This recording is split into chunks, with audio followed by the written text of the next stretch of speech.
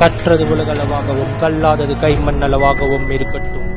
Hello everyone, எல்லாரும் எப்படி இருக்கீங்க? நல்லா இருக்கீங்களா? இனி நம்ம பேச போற டாபிக் என்ன அப்படின்னு பாத்தீங்கன்னா, ஃபியூச்சர்ல ஆண்களே இல்லாத ஒரு சொசைட்டி கிரியேட் ஆகும் அப்படின்னு சொன்னா உங்களால் நம்ப முடியுமா?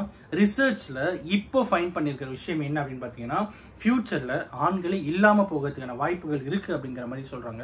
அதை பத்தின எல்லா விஷயங்களும் தான் இன்னைக்கு இந்த வீடியோ நம்ம வந்து பார்க்க போறோம். அது என்ன அப்படின்னு பாத்தீங்கன்னா, ஃபியூச்சர்ல ஓகேங்களா, இப்போ ரீசெண்டா ஒரு ஸ்டடி, இந்த ஸ்டடியில் என்ன சொல்றாங்கன்னா, ஃபியூச்சர்ல இந்த விஷயம் இல்லாததுனால ஆண்கள் பிறக்கிறதுக்கு கஷ்டம் அப்படிங்கிறாங்க. என்ன அப்படின்னா, இந்த குரோமோசம்ஸ் அப்படின்னு சொல்லிட்டு ஒன்று இருக்கு, எக்ஸ் குரோமோசம் ஒன்று இருக்கு, ஒய் குரோமோசம் அப்படின்னு சொல்லிட்டு ஒன்று இருக்கு.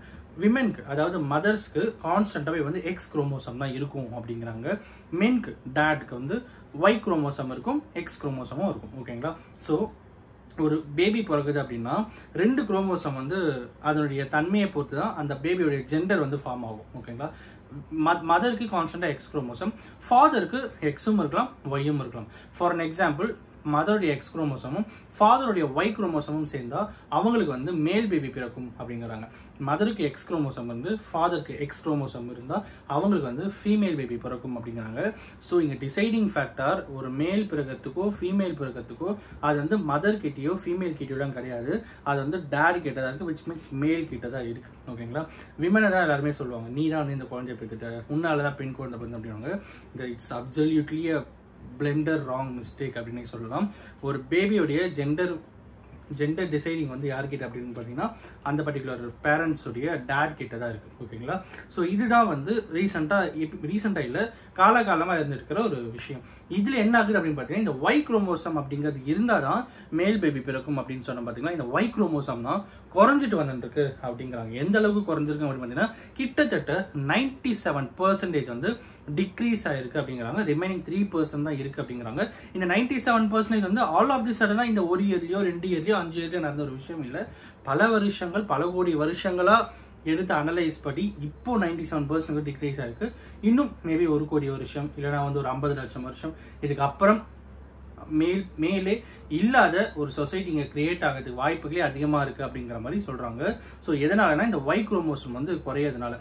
ஏன்னா ஸ்டார்டிங்ல 1045 ஒய் குரோமோசம் இருந்திருக்கு, இப்போ வந்து வெறும் 47 குரோமோசம்ஸ் தான் இருக்கு அப்படிங்கிறாங்க, ஒய் குரோமோசம். ஸோ இதுலயே வந்து மிகப்பெரிய வேரியேஷன் இருக்கு. இதனாலதான் மிகப்பெரிய ரீசனா இருக்கு அப்படின்ற மாதிரி வந்து சொல்லப்படுது. ஸோ இதனாலதான் எக்ஸ் குரோமோசம் ஒய் குரோமோசம் பத்தி நான் உங்ககிட்ட வந்து இவ்வளவு பெரிய விஷயமா வந்து பேசியிருக்கேன். இதுக்கு முன்னாடி ஏதாவது ஒரு கிரியேச்சர் நடந்திருக்கா அப்படின்னு பாத்தீங்கன்னா, எஸ், ரேட்ல 2 ஸ்பின்னி ரேட் அப்படின்னு சொல்லிட்டு இருக்கு, இன்னொரு ரேட் இருக்கு. இந்த 2 ரேட்டுக்குமே வந்து ஒய் குரோமோசமே வந்து இல்லாம போயிருக்கு ஒரு காலகட்டத்தில்.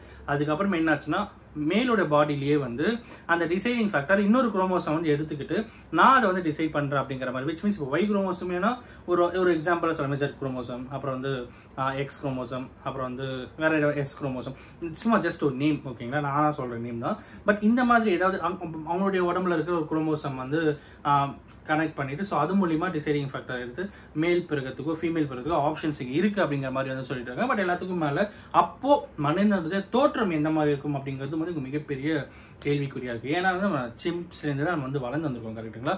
ஸோ பேசிக்கா ஒரு குரங்கிலிருந்து வந்த மனிதர்கள் தான் அப்படின்னு இருக்கும்போது, அப்போ ஒய் குரோமோசம் இல்லாம வேற ஒரு குரோமோசம் டிசைடிங் ஃபேக்டரா இருந்து ஒரு குழந்தை பிறந்தா அந்த குழந்தையுடைய உடல்வாகு எப்படி இருக்கும் அப்படிங்கிறது வந்து இங்க மிகப்பெரிய ஒரு சஸ்பென்ஸாவே இருக்கு அப்படின்னு சொல்லலாம். அது எல்லாத்துக்கும் மேலே இது எல்லாத்தையுமே நம்மளால பார்க்க முடியும் அப்படின்னு கேட்டீங்கன்னா டெஃபினட்டா முடியாது. ஏன்னா நம்மள வந்து இன்னொரு 50 வருஷமோ 60 வருஷமோ 70 வருஷமோ மேக்ஸிமம் வாழ்வோம், அவ்வளவுதான். ஸோ அதுக்கப்புறம் ஆயிரங்கள் இருக்கு, அப்புறம் வந்து 10,000 இருக்கு, லட்சங்கள் இருக்கு, கோடிகள் இருக்கு.